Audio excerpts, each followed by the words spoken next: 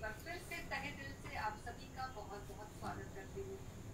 दोस्तों, आज हमारे साथ एक बार फिर से एक खास नैतिक स्त्री शामिल हुई है और जिसे आप जानते हैं क्योंकि उनके साथ हमने पार्ट 1 ऑलरेडी किया है। तो उन नैतिक स्त्री के साथ आपको जल्दी से परिचित करवाना चाहूंगी और वो है doctor Jerry Pushpa Massey. Doctor Jerry, आपका बहुत बहुत स्वागत करते हैं। Thank you, thank you, thank you. और एक बार फिर से हमारे दर्शकों को बताना चाहूंगी कि वैसे तो अब आप डॉक्टर पुष्पा से ऑलरेडी रूबरू हो चुके हैं, लेकिन मैं एक बार फिर से आपको बताना चाहूंगी कि डॉक्टर पुष्पा मैसी जो है वो भिलाई छत्तीसगढ़ से बिलोंग करती हैं और इन्होंने MSc, MA, डबल PhD किया हुआ है। काफी सारे इनको पुरस्कार मिले हैं, राष्ट्रपति पुरस्कार, जवाहरलाल नेहरू पुरस्कार और बेस्ट शिक्षक का अवार्ड इनको मिला है और बहुत सारे अवार्ड्स के द्वारा इनको सम्मानित किया गया है। और जैसा आपने पहली भाग में देखा था कि हमने उनके साथ काफी सारी बातें की, उनके जीवन की गवाहियों को हमने जाना और हम चाहेंगे कि क्यों ना आज उनसे जाने कि किस तरीके से परमेश्वर जो है वो हमें, जब हम परमेश्वर के कार्य को करते हैं तो हमें किस तरीके से परमेश्वर इस्तेमाल करते हैं, या हम एक मसीह होकर कैसे किस तरीके से परमेश्वर के वचनों का प्रचार कर पाएंगे। ये सारी बातें आज उनसे जानेंगे।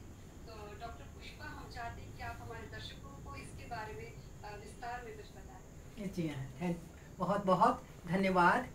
मुझे ऐसा मौका मिला कि मैं और भी बातें जो पहले एपिसोड में थी रह गई थी उनको मैं बता सकूं। प्रियो, मैं ये बताना चाहूँगी कि जब मैं नौकरी में थी, जब मैं पावर में थी, मुझे पेमेंट इतना ज़्यादा मिलता था तो भी मेरा जो पहरावा है, कपड़ा लगता है, व्यवहार है, उससे कोई नहीं जान सकता था कि वो अधिकारी है। सबसे पहला यही उदाहरण है कि आप मसीह में जब रहते हैं तो आप कपड़ों की परवाह नहीं करते। जब मैं MSc में थी, सागर यूनिवर्सिटी में MSc में करने गई और जब मैं अपनी पेटी तैयार कर रही थी, उस समय ज़माने में सूटकेस कहाँ होता था प्रियो, पेटी, लोहे की पेटी, उस लोहे की पेटी में जब मैं अपने कपड़े रख रही थी तो उस समय मेरे को मैचिंग ब्लाउज नहीं आता था। किसी भी साड़ी में कोई भी पहन लिए, क्योंकि पूरा ध्यान तो अपनी पढ़ाई, अपने परिवार का भला करने में ही मैं लगी रही। छोटी लड़की, ये मत सोचिए कि हम बुजुर्ग हो गए हैं, ये मत सोचिए कि हम छोटे हैं। मैं आपको बताना चाहूँगी प्रियो, जब मैं अपना जाने के लिए अपनी पेटी तैयार की तो उसमें ट्रैक्ट ज़्यादा थे, नए नियम ज़्यादा थे, क्योंकि मैं प्रभु की बेटी थी। क्या आप कॉलेज में जाके शर्माते हैं ना कि नहीं? अपने आप को ईसाई बताने में शर्माते हैं आजकल के बच्चे तो, और अपना ऐसा ड्रेस पहनते हैं जिससे कोई भी कह सकता है कि ये क्रिश्चियन है, उसके कपड़े से पहचान सकता है। प्रियो, मैं आपको एक घटना बताऊंगी प्रियो, कि जब मेरा बेटा हैदराबाद में था और किसी चर्च में वो अपने अन्य जाति दोस्त को ले गया कि खाली हो तो तुम चलो, और जब वो गया तो वहाँ पर तो प्रभु की आराधना चल रही थी प्रियो, और प्रभु की जब आराधना चल रही थी तो मेरे बेटे ने सोचा कि ये तो बहुत अच्छी आराधना है, तो मेरा दोस्त बड़ा प्रभावित हो जाएगा और प्रभु के पास आने में इसको मदद मिलेगी। जब हो गई, प्रीचिंग हो गई और मीटिंग समाप्त हो गई, अब जब घर में गए दोनों तो मेरे बेटे ने पूछा कि कैसा लगा आपको, तो उसने कहा कि मैंने तो कोई वचन को नहीं पढ़ा। क्यों नहीं पढ़ा भाई, क्या बात है, सुना, क्यों नहीं पढ़ा तुमने, क्यों नहीं पढ़ा तुमने, वचन सीखा तुमने? तब वो बताया, मेरे को तो लड़कियों की टांगें दिख रही थी। आप बताइए क्या हम कर रहे हैं? हम माता पिता है ना, माता पिता का क्या कर्तव्य है? अपने बच्चों के कपड़े लत्ते का परवाह कीजिए। आज के युग में प्रियो बहुत ही खतरा है। मैंने 2 उदाहरण, आप एक ब्रिटेन का बताया था, न्यूयॉर्क टाइम्स का, और एक अमेरिका के फिलाडेल्फिया की आपको बात बताई थी पहले एपिसोड में। आप बताइए क्या चाहते हैं आप अपने बच्चों को? घर का वातावरण इस प्रकार आपका रहे ताकि बच्चे आपके जो घर के अंदर जो कलीसिया होती है, जो वेदी होती है, वो वेदी हर जगह होनी चाहिए। सोने के पहले सब एकत्रित होकर के प्रभु की वेदी बनाएं और उसमें प्रभु को याद करें, और अपने अपने संस्कार, अपनी पीढ़ियों के लोगों को याद करें जिन्होंने परमेश्वर के लिए शहीद हो गए। आज हम शहीद हो जाएं तो हमारा नाम तो जीवन की पुस्तक में लिखा रहेगा प्रियो। तो इस प्रकार की टीचिंग हमारे सामने थी जिसके कारण हम ये सब कुछ नहीं कर सकते। हमारे मन में यह हमेशा यहोवा का भय रहता था। और इस प्रकार मैं आपको बताऊं कि वो पंजाबी लड़का जिसके सेक्टर 6 नंबर 2 स्कूल को मेरे को सुधारने का जो प्रयास करने के लिए कहा गया था, वो बच्चा इतना बड़ा ट्यूब से मारा किसी बच्चे को और उसके 7 टाँके ये माथे में लग गए और माथे में लग गया। तब मैंने कहा कि सरबजीत, मैं तुम्हारी माँ हूँ, स्कूल की माँ हूँ तुम्हारी। मेरे 2 बच्चे हैं घर में, पर आप मेरे बेटे हैं। और मैं सड़क पर बैठ गई, बट्टी तेल लाओ, मुझे जला दो। मेरा बेटा ने पाप किया है, मेरे बेटे सरबजीत ने पाप किया है।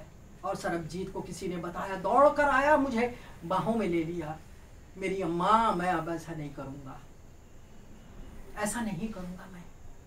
सच में प्रियो, आप सब कुछ कर सकते हो, चाहे आप किसी भी उम्र के हों, आपकी किसी भी धर्म के हो और किसी भी मान्यता को पालन करते हो प्रियो, पर आपको प्रभु यीशु सबका प्रभु है। वो एक जन का प्रभु नहीं है प्रियो, वो सबका प्रभु है। आपके संपर्क में जो आते हैं वो भलाई करना है, आपको भलाई करना है। उसने कई बार आपकी बुराई की हो, उसको भूल जाइए, क्षमा कर दीजिए और उसके बाद देखिए कि कैसे आपकी उन्नति होगी प्रियो। तो इस प्रकार वो पंजाबी लड़के की माँ आई मेरे पास और मैंने उसको 8वीं कक्षा में उसको सप्लीमेंट्री आई थी, उसमें उसको पास कराने का उसको आश्वासन दिया और कहा कि जा करके इसकी शादी कराओ। पहले 21 साल का लड़का 8वीं पढ़ रहा है, सोचो क्या हाल है।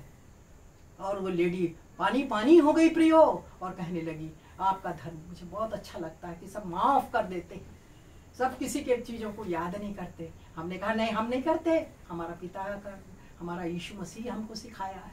क्या नहीं उसने तकलीफें उठाई और तकलीफ उठा करके उन्होंने सबको माफ किया कि इन्हें क्षमा कर कि ये क्या कर रहे हैं प्रियो। तो इस प्रकार ये इस समय इस पंजाबी लड़के के बारे में बताना मैं भूल गई थी। वैसे ही मैं जब YMCA में जाती, कहीं और जाती, किसी इसमें एनवायरनमेंट रैली निकलती थी, उसकी लीडर मैं हुआ करती। मैं कविता बना करती, लेख लिखा करती, तो कविता बना बना के एनवायरनमेंट के बारे में और ओजोन लेयर डिप्लीकेशन के बारे में और अज्ञानता के बारे में, और उन्होंने शिक्षा पाई है, निरक्षर है क्या, ये सबका लोगों के बीच में जा जा करके हमने ये प्रचार किया प्रियो।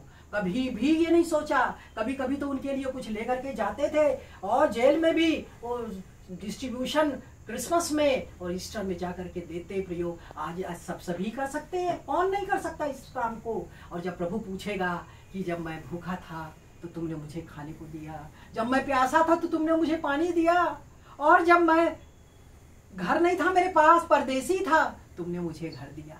आज हम क्या जवाब दे पाएंगे? न्याय का दिन आएगा प्रियो, और ये जो दूसरी मृत्यु है उसके लिए आपको तैयार होना है। दूसरी मृत्यु जो तैयार होने का है तो वो क्या है कि आप परमेश्वर की आज्ञाओं का पालन करें, और यदि आप उसकी आज्ञाओं का पालन नहीं करोगे तो दूसरी मृत्यु तो जरूरी है। और परमेश्वर चाहता है कि हम उसने यीशु ने कहा कि तुम जगत की ज्योति हो, तुम जगत की ज्योति हो।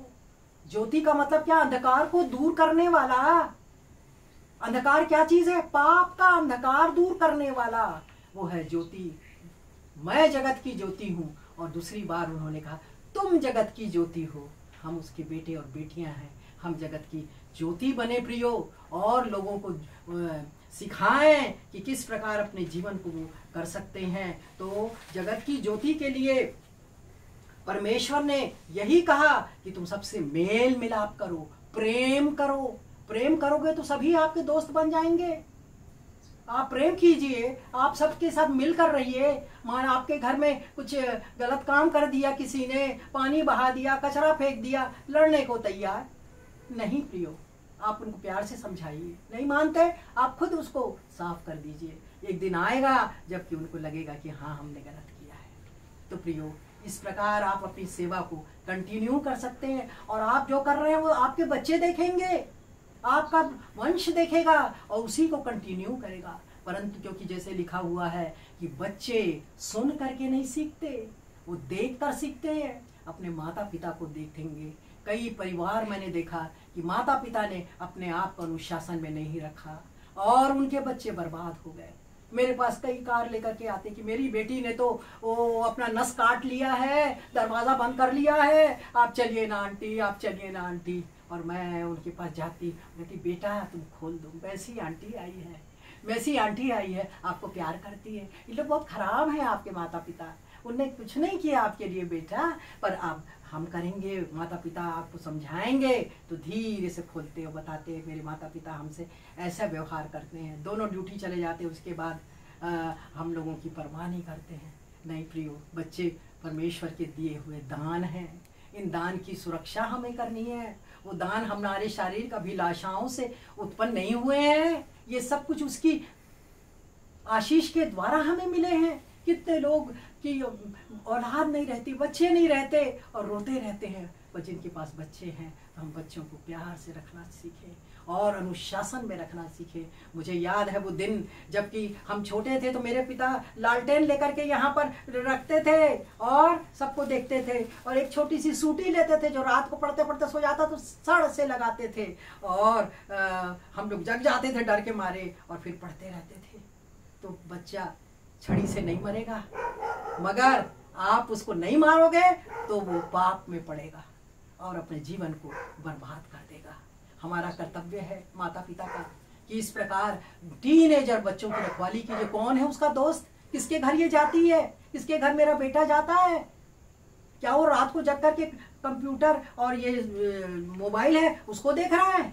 नहीं प्रियो, आपको बहुत सावधान रहना, परमेश्वर से प्रार्थना करते रहना है कि प्रभु मेरे बच्चे को संभाल, बच्चों को संभाल। अपना जीवन स्वयं एक आदर्शमय जीवन आप बताइए। तो इस प्रकार हम देखते हैं कि कोरोना काल के बाद की स्थिति में कलीसिया की क्या हालत हो गई है। आज लोग एक दूसरे से मिल नहीं सकते, जा नहीं सकते, सब अलग अलग हैं। और ऐसे समय में क्या आपको परमेश्वर के साथ लगे रहना नहीं चाहिए?